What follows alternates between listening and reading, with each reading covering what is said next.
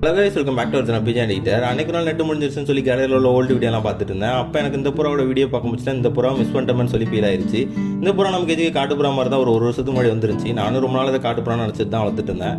திடீர்னு ஒரு நாள் வந்து பல்ட்டி அடிச்சுது. அந்த டைமில் என்னோட சரௌண்டிங்கில் வேறு யாரும் புறா வளர்க்கல, ஒரே ஒரு அண்ணன் மட்டும் வளர்த்துட்டு இருந்தாங்க. அவங்க ஒரு ஹோமர் மட்டும் தான் வச்சிருந்தாங்க. என் வீட்டு பக்கத்தில் உள்ள காட்டுப்புறாங்க கூட சேர்ந்து இந்த புறா என்னோட கேஜுக்கு வந்து அப்படியே என்னோட கேஜில் வந்து செட்டில் ஆயிடுச்சு. அதுக்கப்புறம் பார்த்தீங்கன்னா இந்த புறா வந்து நல்லா வந்து பல்ட்டி அடிக்கும். சும்மா பறவிட்டாலே 4 தடவை 5 தடவை அடிக்கும். திடீர்னு ஹைட்டாகவும் மேலே போய் பறந்துட்டு இருக்கும். இந்த புறாக்கு வந்து தலையில் வந்து கொண்டை வேறு இருக்கும். அதாவது கொண்டையில் வந்து கர்ணம் இருந்துச்சுன்னா அது வந்து கொஞ்சம் நிறைய பேருக்கு பிடிச்ச மாதிரி ஒரு புறா. நான் இதில் வந்து ஒரு தடவை கூட சிக்க இறக்கலாம். ஆனால் இது வந்து ஒரு மெயில்.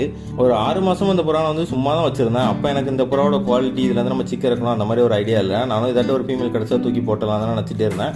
கடைசி வரைக்கும் இந்த புறா இது கூடமே பேர் போடாமல் வச்சுட்டேன். இந்த புறாட்டுக்கு ஒரு மைனஸ் என்னன்னா, இது வந்து கீழே மாடியிலேருந்து கீழே போயிடுச்சுன்னா மறுபடியும் மேலே வர முடியாது, பல்ட்டி அடிச்சே இருக்கும். ஆனால் ஒரு அளவுக்கு மேலே ஹைட்டாக பறந்துருச்சுன்னா அதுக்கப்புறம் உச்சிக்கு போயிடும். அந்த மாதிரி ஒரு தடவை கீழே போனதை வந்து பூனை பிடிச்சி போயிடுச்சு. கடைசி வரைக்கும் இதில் வந்து நான் ஒரு தடவை கூட சிக்க எடுக்கல.